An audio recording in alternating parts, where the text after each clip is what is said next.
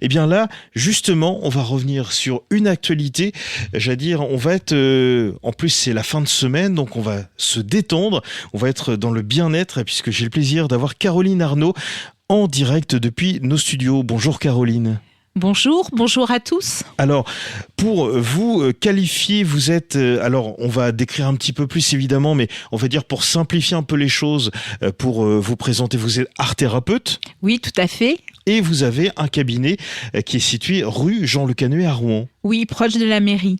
Exactement. Alors on va reparler évidemment de ce cabinet, de la création, puisque c'est une création qui s'est faite en lien avec toute une philosophie, j'allais dire, qui s'appelle Liber Art. Liber, oui. Avec un apostrophe. Un apostrophe, exactement. Et on va revenir justement ce qui vous a amené à créer justement cette initiative et puis avoir pignon sur rue, tout simplement, rue Jean Le Canuet à Rouen. Mais tout d'abord, question, j'ai envie de dire, assez simple et peut-être pas si simple que ça, puisque on s'aperçoit que derrière ce mot, beaucoup de gens ne connaissent pas sa définition, puisque justement, l'art-thérapie, qu'est-ce que c'est ? Alors, c'est le fait de pouvoir proposer des thérapies en passant par de la création artistique. La création artistique, alors on ne l'a pas dit là précédemment, mais je suis aussi musicothérapeute, danse-thérapeute et facilitatrice en brain gym. La création artistique, qu'elle passe par le corps ou par les mains, j'ai envie de dire, a pour objectif en fait de faire éprouver des émotions pour qu'on puisse après les analyser et voir éventuellement s'il y a des croyances limitantes, si l'émotion peut être gérée autrement, si on en va avoir besoin d'un peu de méditation, de relaxation, de yoga du son, etc. pour détendre les choses. Voilà, comment on peut accompagner ce qui se passe et aider au fait que ces blocages ne soient plus dans la vie des gens au quotidien. Alors, on va reparler évidemment des différentes déclinaisons de cette pratique. Vous l'avez déjà dit en quelques mots, comme la musicothérapie, l'olfactothérapie. On va revenir justement sur ces différences qui, évidemment, sont englobées au sein de l'art-thérapie. Au niveau de l'art-thérapie, justement, quels en sont les bénéfices ? Alors, l'art-thérapie, telle que je le pratique, a pour objectif en fait d'aider les gens à aller mieux. Moi, j'aime parler de liberté parce que mon objectif pour moi, c'est que je vous ai parlé des croyances limitantes, etc., mais qu'il n'y ait plus de chaîne psychologique pour être le plus libre possible pour appréhender la vie et faire ses choix. Et aussi, du coup, faire des choix éclairés qui soient pas des choix du type mais je me cantonne à faire ça parce que je n'ai pas les capacités de faire autre chose. Moi, mon objectif, c'est bien d'enlever toutes ces barrières pour que les gens, c'est pour ça que je parle de liberté, pour que les gens soient libres et aient envie d'avancer dans la vie tels qu'ils sont et non pas tels que la vie ou les autres voudraient qu'ils soient. Et j'imagine que cela fait sens, et on y reviendra un petit peu plus tard, sur la fondation justement de cette initiative Liber Art. Oui. On y reviendra dans quelques instants dans la deuxième partie de l'émission. Concernant justement cette pratique, alors en effet, il y a ce mot art-thérapie que l'on va utiliser à de nombreuses reprises dans le cadre de cette interview, mais c'est vrai qu'il y a d'autres mots, on le voit d'ailleurs sur votre site internet, puisque vous parlez également de musicothérapie, d'olfactothérapie et d'autres mots aussi qui sont en lien avec cette notion de thérapie, de thérapeutique.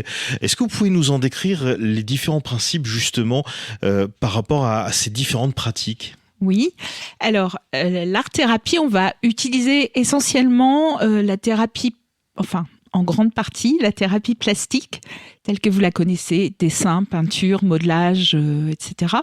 Bien que j'utilise aussi, pour notamment l'interprétation de là où on est, le bénéficiaire, les mandalas et éventuellement les contes pour essayer d'aller un peu plus loin, les contes thérapeutiques. Et d'autres, du coup, plein d'autres médiums auxquels je ne pense pas forcément présentement. Sur la musicothérapie, je vais plutôt utiliser du yoga du son, du Tao de la voix, où on va travailler sur la respiration, comment se poser, comment intégrer le corps, comment jouer éventuellement un instrument. Alors, disons-le, je ne vais pas vous apprendre à jouer un instrument, mais par contre... si on prend la médecine chinoise, chaque organe correspond à une émotion Et chaque note de musique correspond à un organe. Donc, on va travailler sur ces notes en fonction de ce que l'on veut travailler. Si je veux, par exemple, travailler la colère, alors suivant la croyance que vous avez en Occident, si je me souviens bien, on est sur du mi, et en croyance orientale, on est sur du sol. Mais quoi qu'il en soit, ce sont deux notes super proches sur lesquelles on va travailler pour travailler sur la colère. Je peux aussi, pour la colère, utiliser le djembé, par exemple, pour que l'on puisse se défouler. Autre possibilité, c'est de travailler sur la danse-thérapie. La danse-thérapie, vous imaginez que la colère, on peut, je sais pas, jouer un ours en colère, un gorille en colère, alors notamment avec les enfants. Et après, on peut aussi travailler sur la danse contact. Est-ce que vous appréciez le contact? Est-ce que vous ne l'appréciez pas? À quelle distance? Comment on peut améliorer ça? Et éventuellement sur la somatique expérience, où là, on va aller voir dans le corps, parce que je vous parle de danse-thérapie, mais en fait, il s'agit de danse-mouvement-thérapie. Et donc, on va aller voir dans le corps où se situe l'émotion, et on va demander au corps, qui a une super sagesse qu'on ne sait pas utiliser assez, de nous dire comment on peut l'évacuer et par quel geste et par quel mouvement, expression, on va pouvoir y arriver. Et on va accompagner ça. Et puis, il y a alors moi, elle m'a été enseignée dans cette partie, mais j'entends que c'est de la kinésiologie, mais la brain gym qui est un ensemble de mouvements qui aident du coup le cerveau à aligner sensations, émotions et pensées afin qu'on ait toutes nos capacités cognitives pour apprendre. Mais quand je dis apprendre, c'est pas que le scolaire, c'est bien sûr le scolaire, mais pas que.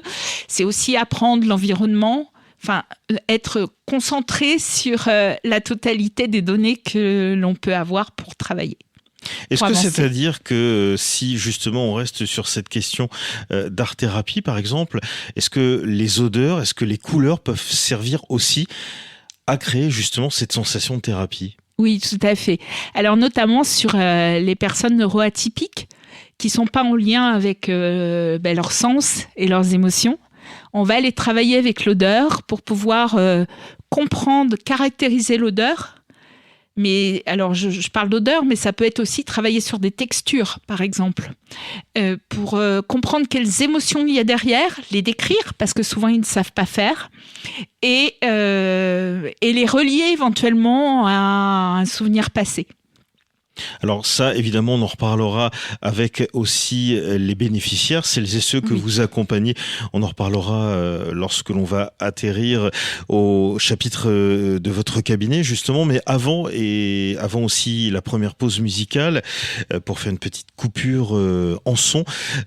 L'art-thérapie, le mot, évidemment, on l'entend assez régulièrement, mais on s'aperçoit que finalement, et comme pour les autres pratiques, ça reste encore une pratique méconnue pour le grand public. Alors, c'est surtout le cas en Occident ou en France même, parce que, par exemple, en Suisse, c'est remboursé par la Sécurité sociale.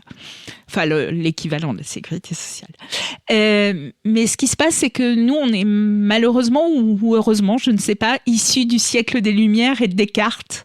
Et on a du mal à laisser de la place à tout ce qui n'est pas complètement cartésien.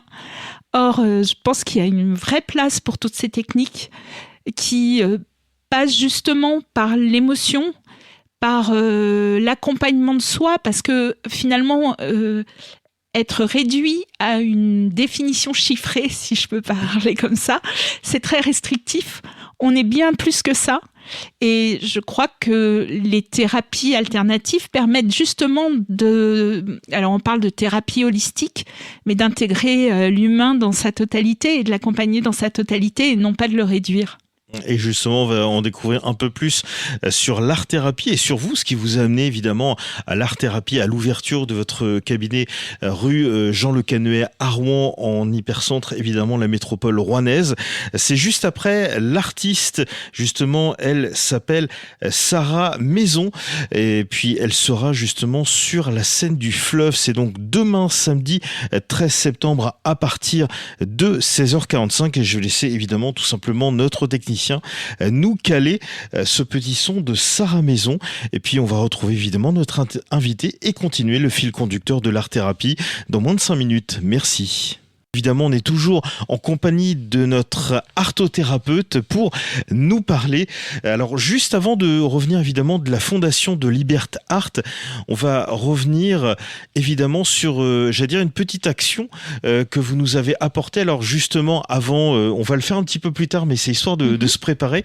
Est-ce que vous pouvez nous dire justement ce que vous allez nous proposer tout à l'heure ? Oui, avec plaisir. Alors, je vous propose un petit exercice qui s'appelle en art-thérapie un texte à trous, c'est-à-dire que je vais vous lire des phrases ou des débuts de phrases. Je vais vous dire ce qu'on attend et à vous de mettre la première idée qu'il vous vient et de l'inscrire.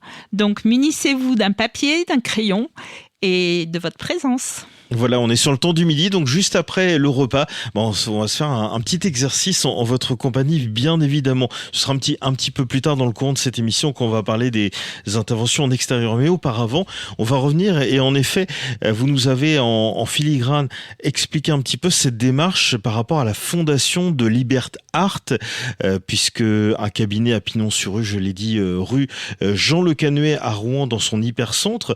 Mais avant de revenir sur cette création, peut-être tout d'abord, pour vous cerner un petit peu plus à titre personnel, comment êtes-vous devenu art-thérapeute ? Quel a été votre parcours et ce qui vous a amené jusqu'à la création de ce cabinet aujourd'hui ?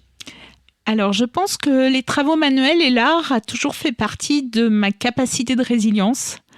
Ça passait par le fait de créer, quel que soit le métier que j'ai exercé, parce que si vous allez voir mon CV, j'ai beaucoup travaillé en entreprise, mais la créativité occupait une place importante.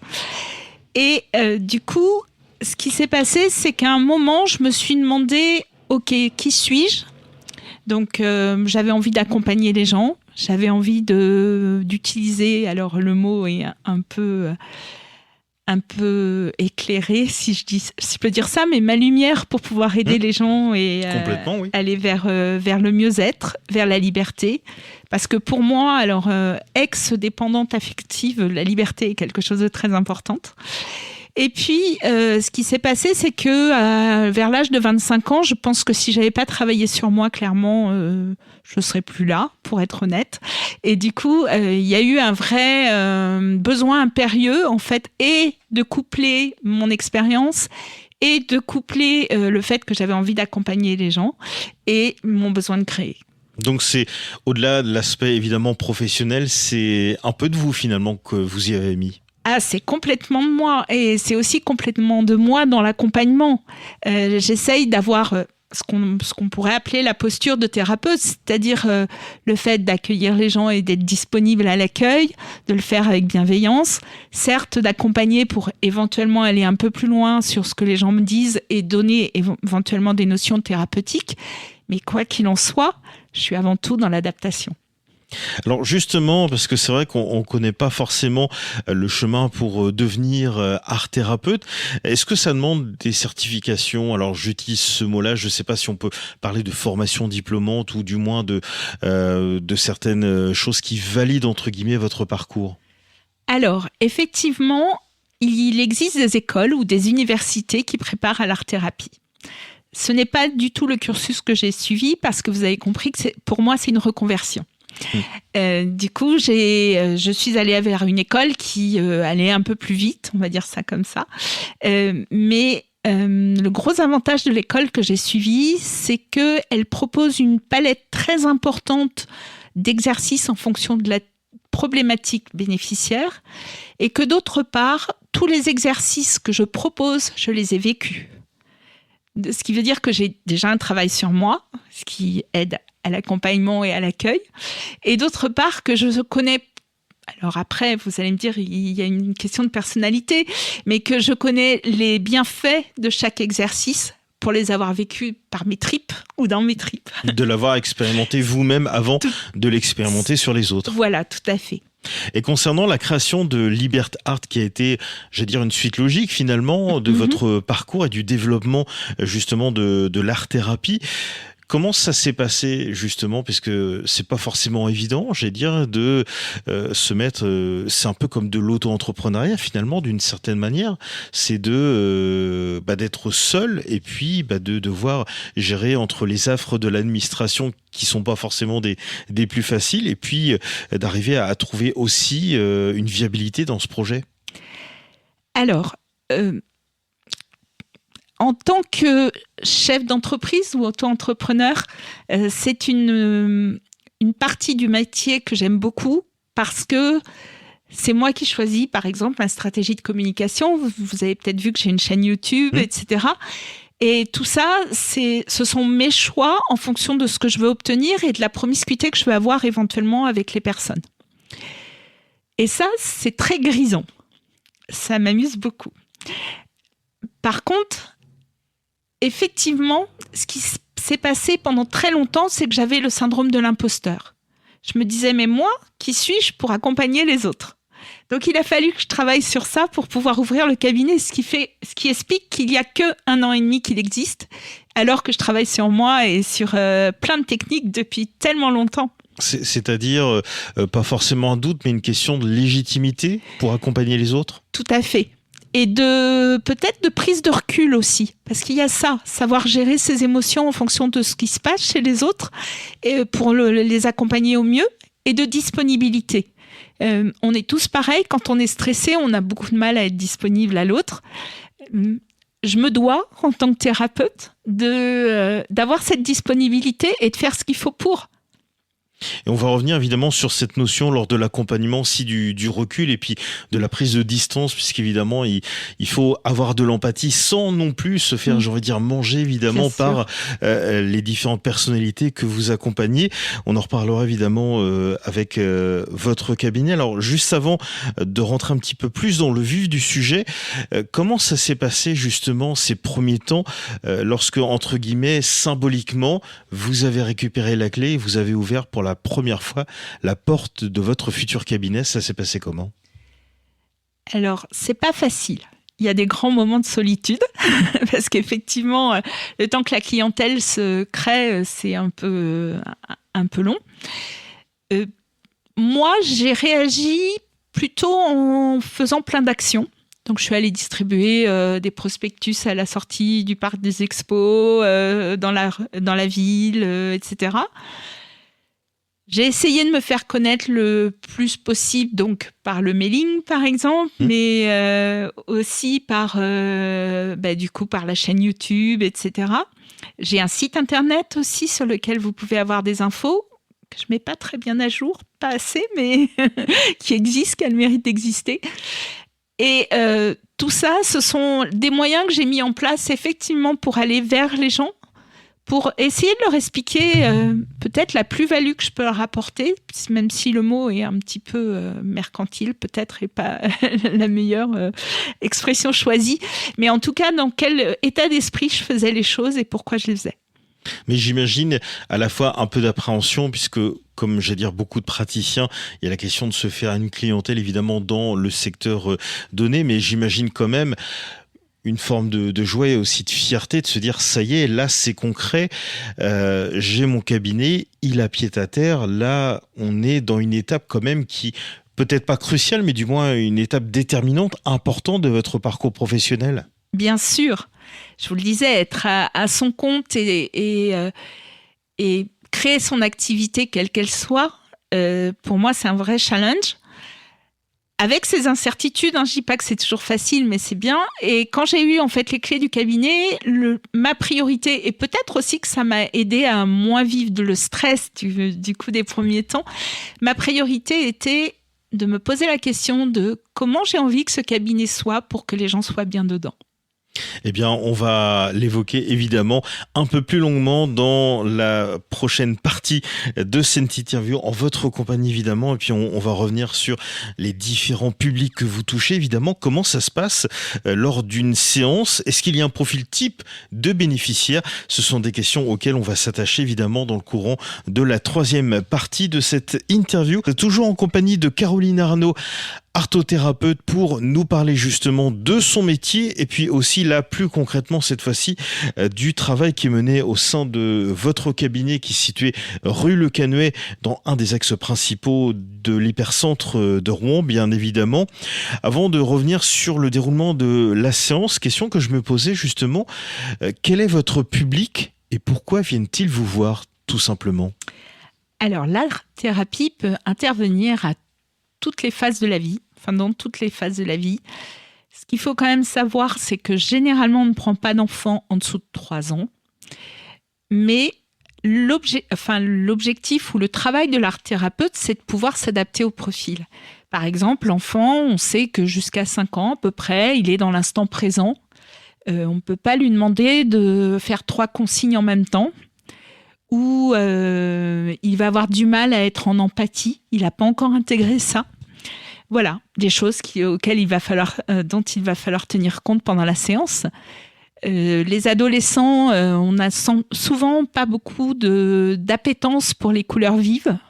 Mais par exemple, ils travaillent plus avec le noir et le blanc. Donc, on va adapter les exercices en fonction de ça.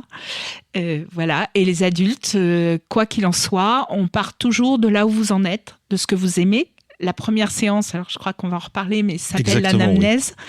Et on fait une découverte de ce pourquoi les gens sont là.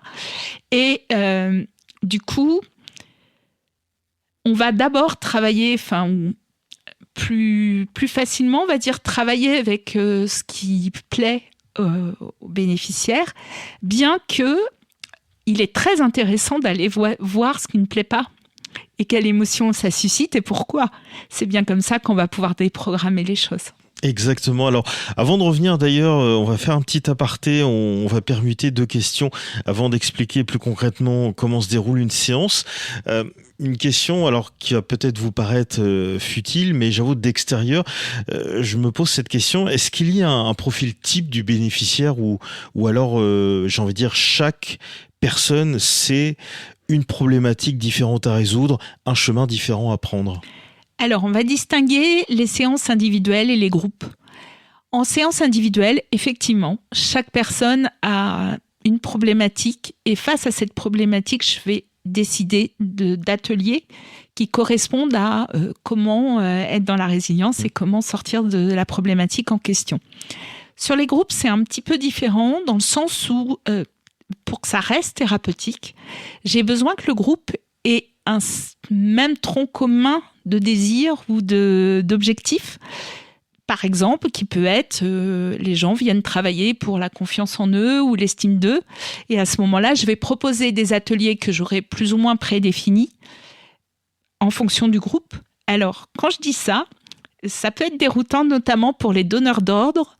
Mais en fait, j'ai une typologie d'ateliers. Mais c'est très compliqué pour moi, avant d'avoir connu le groupe, de dire je vais faire tel atelier. Parce que je vais m'adapter au groupe. Et si le groupe, dans la semaine précédente, a vécu je ne sais quelle difficulté, je ne sais pas, du harcèlement, si on parle d'étudiants, de difficultés en amphi, ou etc., c'est là-dessus qu'on va démarrer. Et on va partir de ça. Et du coup, je vais devoir, moi, éventuellement, complètement changer la séance qui était prévue en fonction de l'actualité des personnes. Parce qu'en effet, ça peut changer, j'ai pas envie de dire du jour au lendemain, mais suivant en effet ce qui peut se passer dans la vie de la personne, ça peut avoir une résonance lors de sa venue au sein de votre cabinet. Tout à fait. J'avais par exemple une bénéficiaire qui avait un problème de deuil à faire et elle arrive dans mon cabinet puis elle me dit « Ah ben là, j'ai plus de travail ».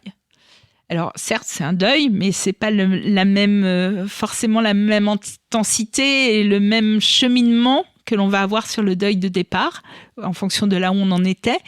Et j'ai dit, ok, on change tout. On va aller travailler sur l'estime de soi et la confiance en soi, et pas forcément sur le deuil en question. Est-ce que justement, avant de revenir sur, et pour rebondir sur votre réponse, avant de revenir sur les outils que vous utilisez, est-ce que c'est peut-être ça aussi, quand vous avez parlé de votre travail sur soi avant de travailler sur les autres, c'est aussi cette forme de responsabilité d'une certaine manière, d'accompagnement, parce que évidemment, lorsque vous tombez, il y a des choses, j'ai envie de dire, un peu moins graves que d'autres, même si évidemment, le but c'est de ne pas comparer évidemment les difficultés des uns et des autres, mais certaines choses comme en effet des phases de deuil par exemple, où là en effet chaque mot peut avoir une importance très significative, très j'allais dire importante dans votre accompagnement. Mmh. Alors la responsabilité est effectivement, alors à mon sens, importante.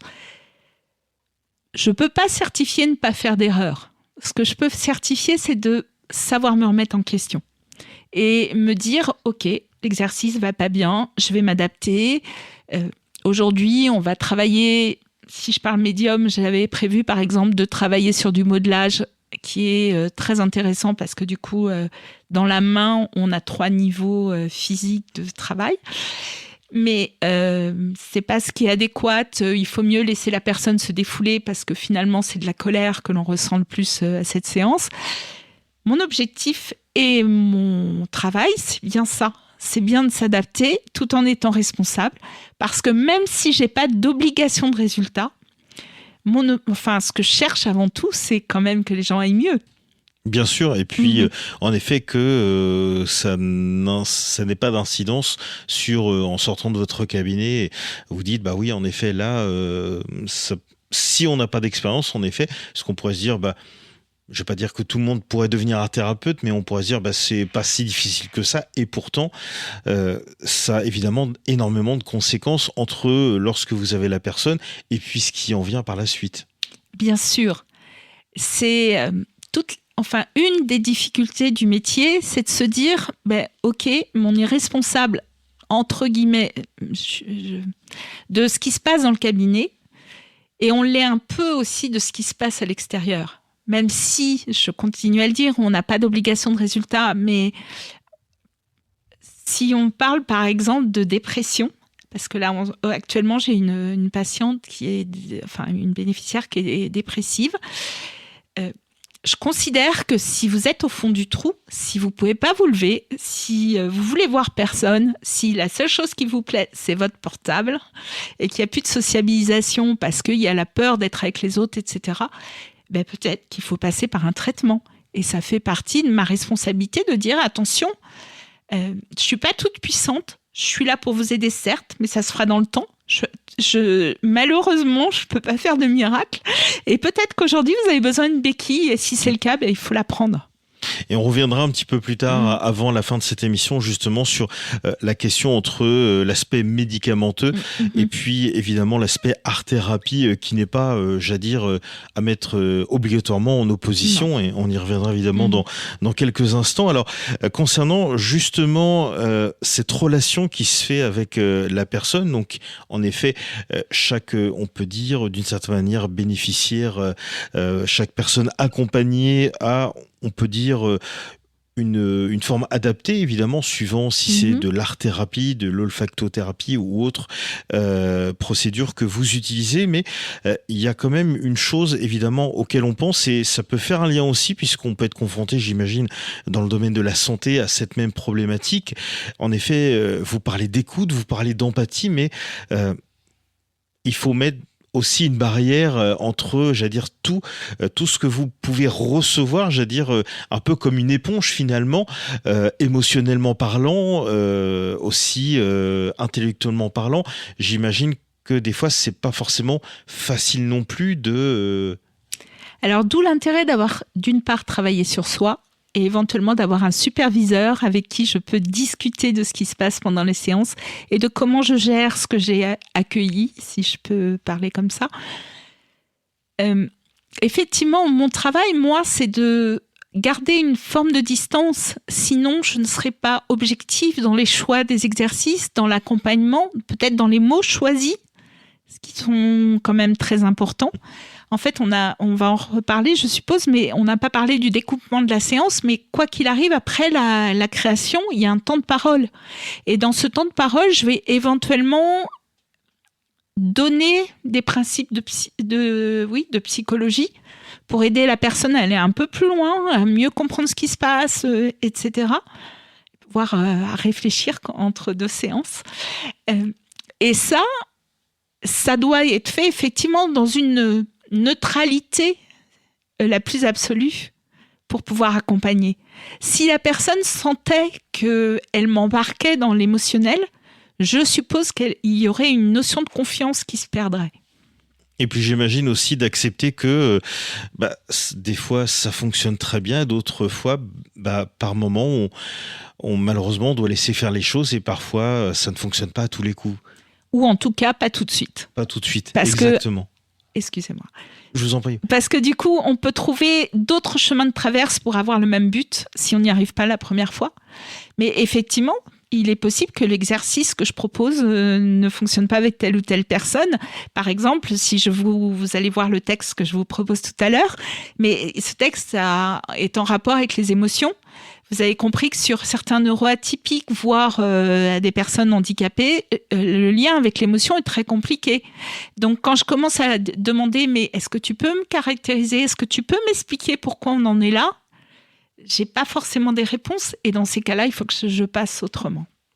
On va revenir évidemment avec cet exercice pratique dans le courant de l'avant-dernière intervention. Mais concernant justement ce côté, ce travail qui est mené lors des séances, alors on va prendre un cas très pratique, quelqu'un qui vient d'arriver à Rouen, qui aurait besoin de parler, qui a des problématiques à soulever.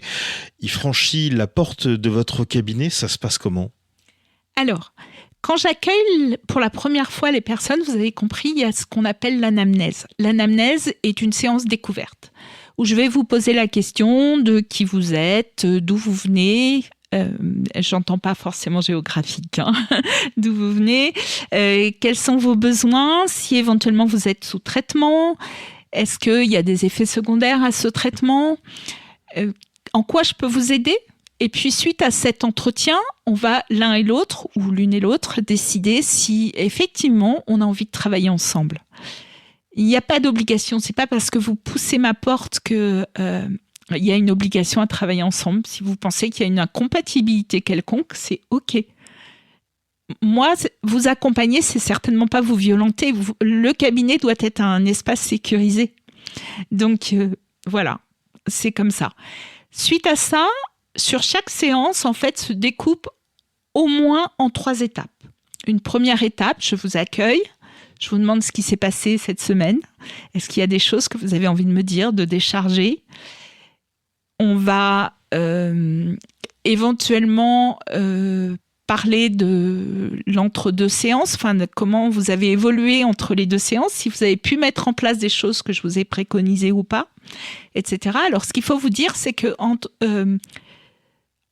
moi, je procède comme ça. Je pense que toutes les art-thérapeutes le font pas, mais moi, je donne un cahier dès le début à mes bénéficiaires pour qu'ils puissent noter ce qui se passe dans leur vie de tous les jours et ce qui déclenche, par exemple, les crises d'angoisse, etc., qui n'auraient pas lieu dans le cabinet parce que justement, c'est un lieu sécurisé et que peut-être qu'il y a des choses qui sont importantes qui ne peuvent pas être vécues dans l'atelier. Un peu sur le principe d'un journal intime, d'une certaine manière. Tout à fait.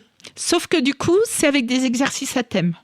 Par exemple, je vais vous demander, alors si je prends ma bénéficiaire qui est aujourd'hui dépressive, elle se dessine dans une bulle. Une des choses que je lui ai demandé de réfléchir, c'est en quoi la bulle est protectrice, mais aussi en quoi elle limite. Et du coup, elle est revenue la séance d'après en ayant un début de réflexion, on est d'accord, il ne s'agit pas d'avoir des cahiers scolaires, etc., mais de réflexion et qui fait qu'entre les 2 séances, il se passe des choses. Et que ces choses, on essaye de les noter pour voir un peu aussi comment on évolue.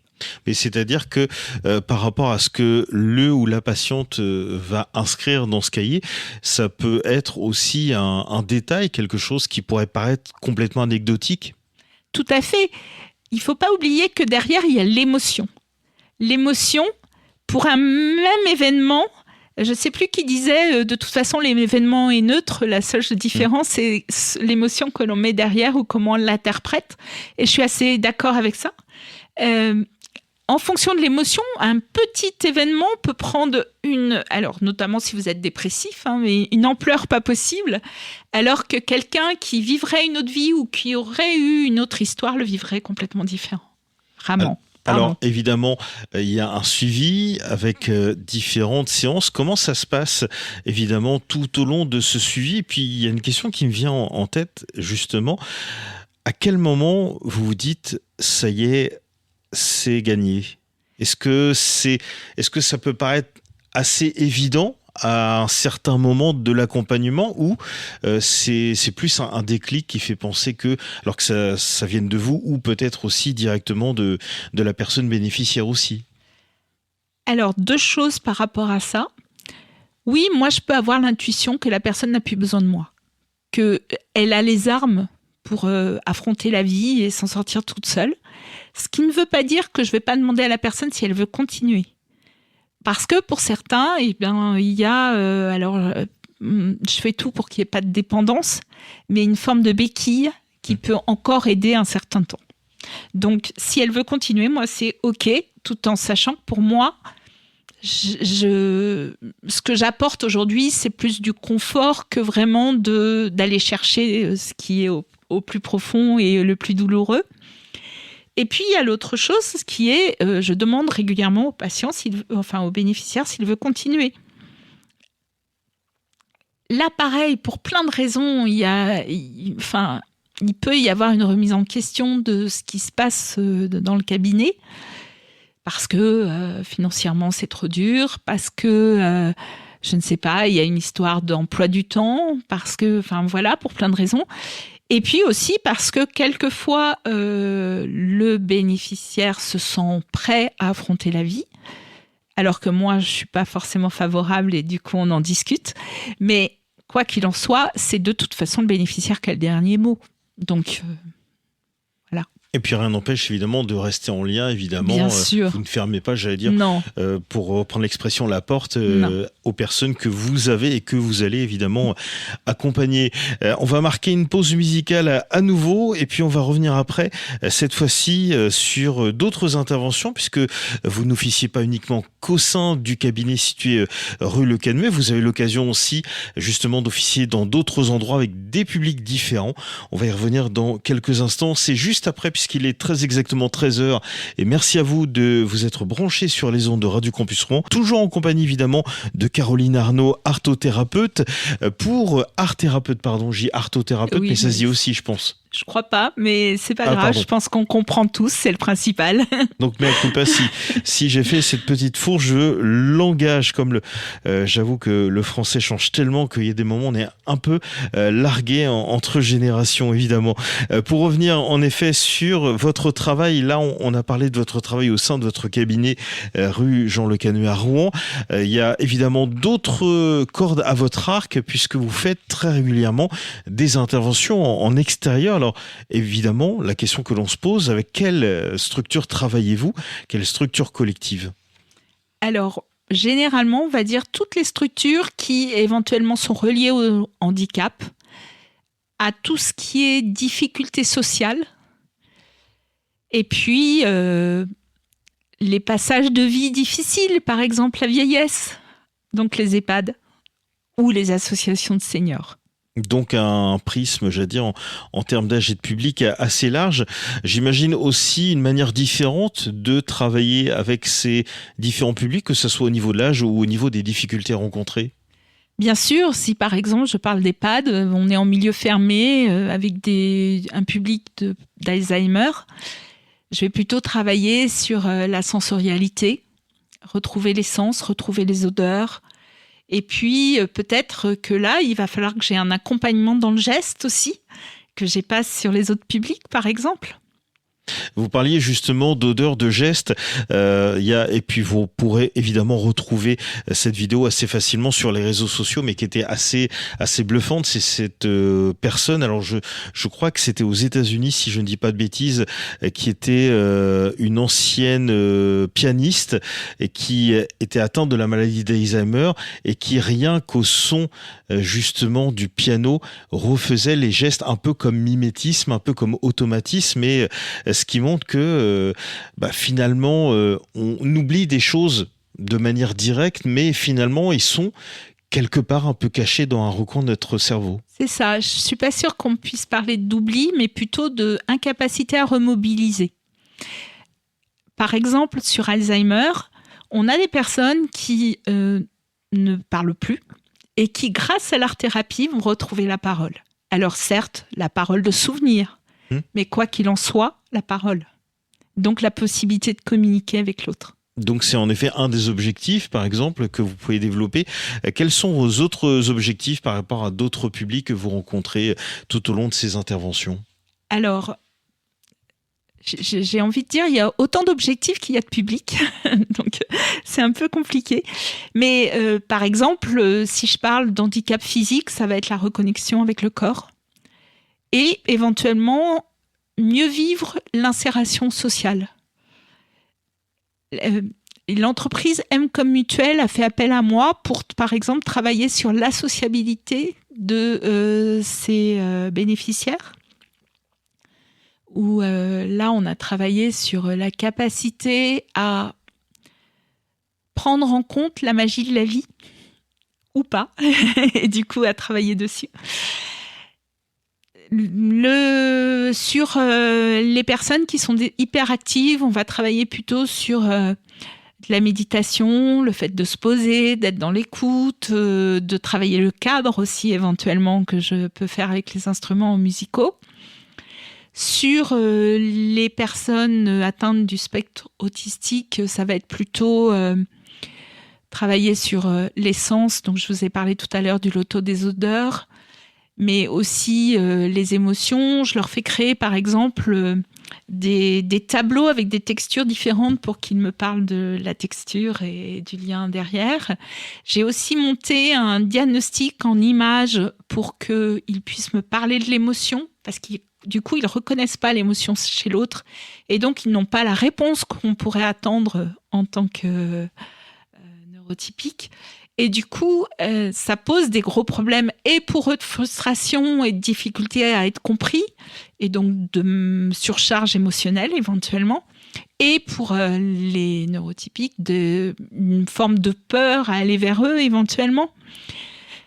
Et du coup, tout ça se travaille en cabinet en fonction du profil de la personne. Alors avant une prochaine coupure musicale et puis une question de reconnaissance sur l'art-thérapie et avant de clôturer cette interview, vous nous avez apporté un petit exercice assez simple d'ailleurs que chacune et chacun peut faire à la maison ou même entre deux cours on va dire, hein, si vous êtes sur les bancs de l'amphi en extérieur. Ça va se passer comment pour cet exercice ? Alors en fait je vais vous lire un texte, mais un texte avec plein de trous. Et l'idée, c'est que vous allez remplir ces trous avec le premier mot qui vous vient. Le mental ne doit pas intervenir, mais c'est vraiment, en fait, ce qu'on va chercher à avoir, c'est l'inconscient. C'est l'inconscient qui nous guide, en fait, dans nos vies de tous les jours et qui nous guide de telle façon qu'on n'est pas conscient ou qu'on ne se rend pas compte de la façon dont il tient les rênes. Et donc de le faire plutôt de manière spontanée. Ah oui, tout à fait. Plus ce sera le cas, plus vous aurez des révélations sur comment vous vivez la vie, ou l'émotion, en l'occurrence. Du coup, ce qui va se passer, c'est que à un moment, je vais vous dire d'abord ce qu'on attend éventuellement, et je vais vous dire à vous, et je vais vous laisser noter ce que vous voulez. On y va ? On peut y aller. Ok. Alors, le texte s'appelle « Les portes de l'émotion ». J'ouvre les portes fermées. Derrière l'une d'elles se trouve, je vous laisse écrire une émotion. C'est une couleur. Cela me fait vouloir, je vous laisse finir la phrase. Cela me fait vouloir. Finissez la phrase. Derrière une autre porte, je me sens très différent ou très différente. Je me sens une émotion. Je vois des images d'eux. Je me rappelle. Je me rappelle. La prochaine porte est, je vous laisse mettre un qualificatif. À l'intérieur, je vois des gens qui. Je vois. Je vois. Il y a une porte dans mon cœur. C'est si plein que quand je l'ouvre, tout dégringole. Toutes les frustrations, les joies, la haine, l'amour, les humiliations, les colères. Si vous le souhaitez, vous pouvez écrire envers qui vous avez des frustrations, de la colère, vécu de l'humiliation, de la haine, de la tristesse, de la joie, de la sérénité, de l'amour.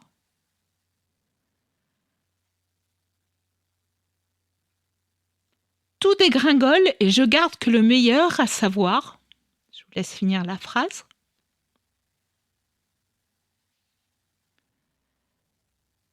du coup, je décris ce dont je suis fière d'éprouver ou ce qui me fait du bien.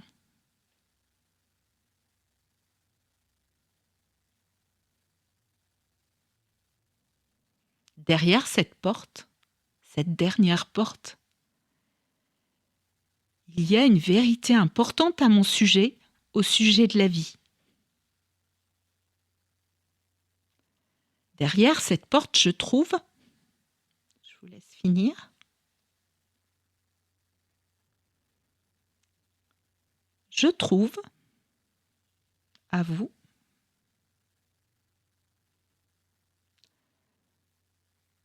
de cette introspection, je veux retenir, voilà un sujet de travail ou de début de travail en tout cas. C'est pas si évident que ça finalement, parce que on pourrait se dire le texte paraît simple, mais peut-être pas forcément évident pour celles et ceux qui nous écoutent d'avoir trouvé éventuellement de quoi mettre entre ces mots. Je peux comprendre que ce soit difficile. Alors peut-être que c'est plus facile à l'écrit parce qu'on a le texte et on peut le relire plusieurs fois éventuellement. Mais n'oubliez pas que le plus important, c'est vraiment la première image qui vous arrive. Et absolument pas de faire intervenir le mental. Parce que le mental va biaiser en fait les réponses. Et du coup, ce n'est pas vous. C'est ce que l'on attend de vous qui passe par le mental. Et ça, c'est dommage parce que du coup, vous n'êtes... Enfin, il n'y a que la véracité qui vous rendra heureux. Ça me fait un peu penser à ces taches d'encre aussi que l'on montre et c'est vrai que souvent on peut avoir des réponses complètement différentes et suivant les réponses que l'on voit, si on voit un animal ou un paysage par exemple, ça peut signifier certaines choses. Est-ce qu'on est, évidemment l'exercice est différent, mais est-ce que cela peut avoir justement des significations, des traductions différentes suivant ce que l'on a mis et ce que l'on a choisi comme mot? Alors oui, bien sûr. Les mots ne sont pas anodins. Les mots ont une énergie et en fonction de ceux qu'on choisit, on dit des choses de soi. Maintenant, je ne suis pas forcément là pour interpréter. Mais par contre, je vais demander au bénéficiaire pourquoi il m'a mis ce mot et qu'il l'explique et qu'éventuellement il m'explique l'émotion qu'il y a derrière et à quoi ça se rattache. Et c'est comme ça que débute le travail. Et c'est un des exercices que vous proposez au sein de votre cabinet, j'imagine même lors de vos interventions en extérieur également. Tout à fait. On va revenir évidemment sur la dernière partie puisqu'on a presque fini cette interview en votre compagnie Caroline Arnaud qui est art thérapeute, musicothérapeute et danse thérapeute pour reprendre les bons termes au sein de ce cabinet paramédical au 16 rue Jean Le Canuet à Rouen et puis également aussi toutes les infos vous pouvez d'ores et déjà les retrouver sur liber-art.com et puis aussi sur votre page YouTube Liber-Art 76 sur les internets bien évidemment. Toujours en compagnie de Caroline Arnaud, art thérapeute à Rouen pour la dernière partie avant de redonner évidemment tous les renseignements info-pratiques et puis aussi prochain rendez-vous puisqu'il y en aura un qui va se profiler très prochainement. Justement, une dernière page sur la question de la reconnaissance de l'art-thérapie. Justement, quelle est votre position sur le sujet? Puisque malheureusement, il y en a qui font très bien leur travail, qui sont sérieux, d'autres un peu moins, et des fois, ça décrédibilise un petit peu une profession. Qu'est-ce que vous pensez justement sur ce sujet? Alors moi, je ne serais pas contre le fait qu'il y ait une loi ou qu'on légifère sur le sujet, pour effectivement donner un tronc commun et un niveau d'exigence de praticien ou voilà. Après, ce qui se passe, c'est que j'ai le sentiment que chaque école a des choses à apporter au métier et qu'il faudrait qu'il y ait un consensus des directeurs d'école pour pouvoir placer un socle commun. Après, peu importe s'il y a une différenciation, mais par exemple, Vous avez des écoles qui ne travaillent pas beaucoup sur l'aspect de qu'est-ce qu'un thérapeute. Et je pense que c'est primordial. Il y en a d'autres qui auront tendance à donner aux bénéficiaires ce qu'ils appellent un dispositif, c'est-à-dire un tas, entre guillemets, de choses avec lesquelles créer, mais sans donner de consignes. Moi, je pense que, c'est que mon avis, mais que dans ces cas-là, il y a un vide sidéral à un moment qui se présente chez le bénéficiaire, qui ne sait pas dans quel sens évoluer et avancer, et que on est quand même là pour faire quelque chose de sécurisant. Et je pense que c'est pas adéquat, mais c'est que mon avis, entendez bien. Mais du coup, je serais pas contre le fait qu'il y ait une histoire de tronc commun et de définition commune du métier. Et puis, il y a aussi tous les gens qui, éventuellement, se sont improvisés art-thérapeutes suite à avoir suivi des formations sur Groupon ou Internet en 3 jours. C'est un peu plus long que ça. Et ça veut dire que c'est des personnes qui n'ont pas travaillé sur eux, qui sont éventuellement sur l'animation et pas de la thérapie. Parce que je continue à le dire, dans art-thérapeute, il y a thérapeute. Et pour moi, c'est vraiment le plus important, même si ça passe par de la création artistique. Mais quoi qu'il en soit, l'objectif, c'est bien d'aider les gens à aller mieux et à aller plus loin. D'où justement plutôt de réguler cette pratique de manière à donner aussi plus de crédibilité évidemment pour l'art-thérapie en cette discipline en elle-même, mais aussi pour toutes celles et ceux qui la pratiquent bien évidemment dans les différentes régions de France.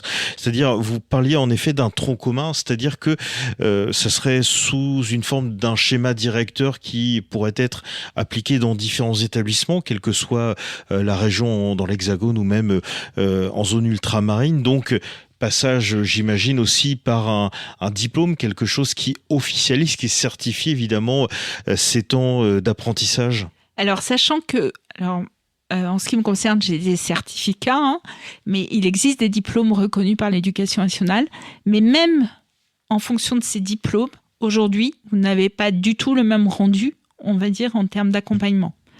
Donc, pour les gens qui sont à la recherche d'un thérapeute, je peux comprendre que ce soit un petit peu paniquant de se dire, ça va dépendre de la personne que j'ai en face, même si effectivement dans l'alliance thérapeutique, il y a toujours une question de personnalité. Mais quoi qu'il en soit, on n'a pas le même background, on n'a pas la même façon d'accompagner et on n'a pas non plus les mêmes volontés, le même objectif. Je peux comprendre que ce soit super déroutant et que ce soit du coup une recherche de la personne et de comment elle voit les choses et comment elle se positionne qui est nécessaire avant d'aller rencontrer éventuellement le thérapeute et avant de décider si il va falloir ou c'est possible de continuer avec. Et j'ai une dernière question avant de évidemment se quitter par les renseignements et infos pratiques. Je pense qu'on m'en tiendrait rigueur si je ne poserais pas cette question-là, puisqu'on sait que souvent il y a cette frontière qui est assez ténue entre la partie vraiment purement médicale, le corps médical, et puis justement les pratiques que l'on peut qualifier de bien-être, entre autres. Évidemment, quelque pratique que ce soit, cela ne doit pas se substituer à un traitement ou une prise médicamenteuse, comme vous l'avez précisé, où vous pouvez avoir en effet des patients, des patientes qui sont déjà sous traitement. Tout à fait. Il m'arrive d'avoir donc des personnes qui me disent, par exemple, qu'elles sont dépressives et qu'elles ont du mal à affronter la vie. Là, je mets en garde. Mon devoir de responsabilité, c'est de dire attention, si c'est trop dur, il va falloir passer par un traitement. Je vais commencer à vous accompagner et peut-être que grâce à cet accompagnement, à un moment, le traitement sera inutile, superflu. Et si c'est le cas, c'est super, tant mieux. Maintenant, je ne suis pas pour les traitements sur le très long terme. Même si, attention, je ne suis pas médecin, c'est pas moi qui vais choisir quand ça s'arrête, ni avec quel dosage, parce que généralement, on va très progressivement. C'est au médecin de juger et de le savoir. Mais la difficulté en cabinet, c'est que je vais avoir du mal, quand vous êtes sur psychotropes, etc., à aller sur, du coup, l'émotion et l'inconscient. C'est beaucoup plus compliqué. Voilà, c'est juste ça. parce que je continue à le dire, le traitement, si le médecin vous le propose ou si vous en sentez le besoin, il faut passer par ce biais-là. Mais en tout cas, jamais vous n'interdirez à un patient d'arrêter son traitement ou de ne pas prendre de traitement. Non, là encore, c'est le bénéficiaire et le médecin qui sont décisionnaires. Et c'est très bien d'avoir justement cette position très claire et très franche sur le sujet, parce que malheureusement, on voit d'autres personnes qui ont beaucoup moins de scrupules et qui peuvent aussi se servir de la faiblesse des patients, malheureusement, pour en profiter. Et voilà, je voulais que ça soit clair, et merci évidemment d'apporter votre éclairage sur cette question qui est pas forcément facile à aborder, évidemment, et d'avoir cette position très claire sur justement cette reconnaissance et ce lien entre art-thérapie et, j'ai envie de dire, médecine plus traditionnelle, si on reprend ce terme. Alors, pour celles et ceux, justement, qui souhaiteraient vous rencontrer, avoir plus d'enseignements, on peut vous joindre évidemment par différents canaux, soit directement en présentiel, mais aussi via le distanciel et via Internet. Tout à fait. Alors, vous pouvez aller sur mon site qui est libertart.com, où vous aurez déjà des infos sur comment je pratique et l'art-thérapie. Sur ce site, vous pourrez aussi éventuellement prendre rendez-vous. D'autre part, j'ai, vous le disiez tout à l'heure, Libertart76, qui est ma chaîne YouTube où je parle effectivement de l'art-thérapie, de comment je la vois et comment je la pratique. Et éventuellement, je vous propose déjà des premiers exercices en fonction des vidéos.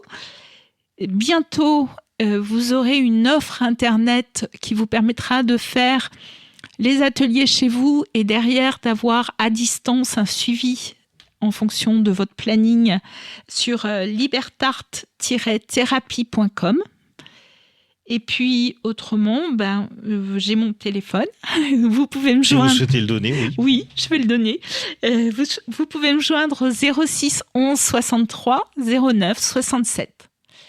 Et puis, je crois, si ma mémoire est bonne, il y a un autre rendez-vous en dehors des interventions que vous pouvez faire en extérieur sur les différentes structures collectives et aussi au sein de votre cabinet paramédical.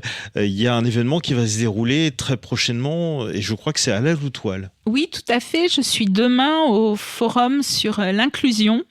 Donc, vous pouvez, si vous avez des questions, envie de me voir, venir à ce forum et on pourra échanger. Et du coup, sans engagement, et voilà. En tout cas, merci beaucoup, Caroline Arnaud, d'avoir accepté notre invitation et de nous avoir parlé de votre profession et puis de nous avoir parlé justement de votre parcours. Et c'est bien parce que c'est pas forcément une profession, j'allais dire malheureusement, qui est des fois décriée, des fois mis en image, mais pas forcément de la meilleure des manières. Donc c'est bien aussi d'avoir votre témoignage et de nous parler de votre parcours et de votre expérience, qui comprend aussi justement le fait que vous en êtes venu à être art-thérapeute de par votre parcours et de par vos différentes formations. Merci beaucoup en tout cas. Merci beaucoup et pour votre interview et pour l'écoute de chacun de vous. Merci. Merci beaucoup Caroline Arnaud. Et je le rappelle évidemment, cette interview, vous la retrouverez entre autres en podcast, en version podcastable évidemment, sur le www.radiocampusrouen.fr.